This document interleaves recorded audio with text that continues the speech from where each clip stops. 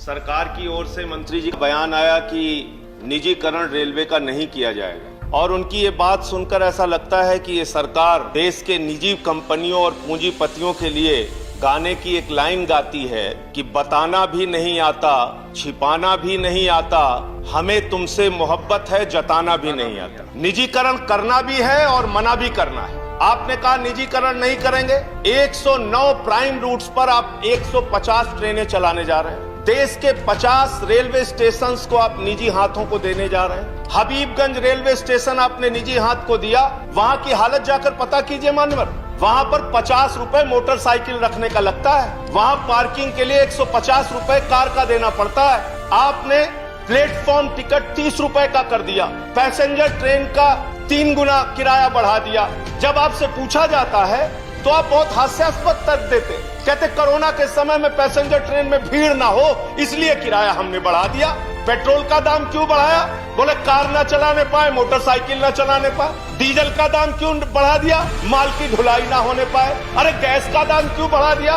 लोग खाना ना खाने पाए। ये आपका तर्क है। देश में कोई भी चीज महंगाई बढ़ाने के लिए आप एक नया हास्यास्पद तर्क लेके आते हैं जिसका सच्चाई से कोई लेना देना नहीं। निजीकरण आप कैसे कर रहे हैं? मेंटेनेंस के क्षेत्र में निजीकरण, सफाई कार्यों के क्षेत्र में निजीकरण, फैक्ट्री और उत्पादन के क्षेत्र में निजीकरण, सिग्नल के क्षेत्र में निजीकरण, इलेक्ट्रिफिकेशन के क्षेत्र में निजीकरण।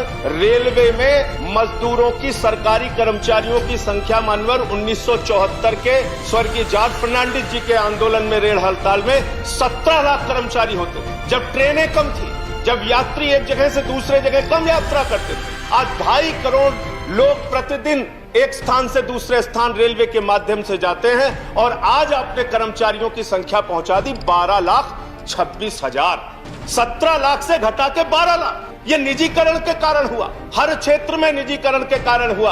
और अब आप तो एक नया तरीका लेके आ गए हैं, लेटरल एंट्री। आईएएस भी आप लेटरल एंट्री के जरिए बना रहे हैं। 39 आईएएस आपने लेटरल एंट्री के जरिए बनाए और जिसमें आरक्षण के नियमों की, SC, ST, OBC के आरक्षण को पूरी तरीके से खत्म कर दिया। और निजीकरण जो आप रेलवे में लेके आ रहे हैं, इसके पीछे आपकी सबसे खतरनाक मंशा है ST, SC, OBC के आरक्षण को धीरे धीरे समाप्त करने की आपकी योजना है। ये मूल मंशा आपकी है।